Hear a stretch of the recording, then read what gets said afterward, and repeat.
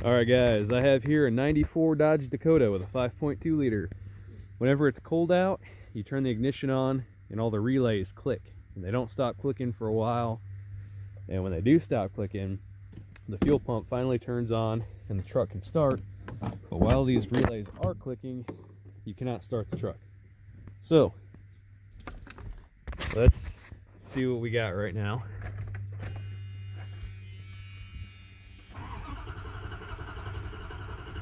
Nothing. And in this case, you know, it's cold out, the relays are not even clicking at all right now. So what we're going to go ahead and do is just replace this PCM, see what happens. Alright, we got that swapped out, real easy to do. You can see it's an 8mm socket. Will take that bolt out for the ECM harness there. Let's see what we got. Hopefully something, because I'm getting tired of messing with this truck. Look at that, I solved the problem. As soon as I turned that key, I could hear the fuel pump kick right on. So that's the issue, guys. PCM was bad. So like I said, when it was cold out, like today, this truck would not start.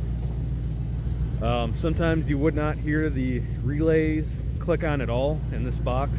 And sometimes you would hear them clicking like crazy and they wouldn't stop. And then eventually, once these did finally stop clicking, the truck would start up.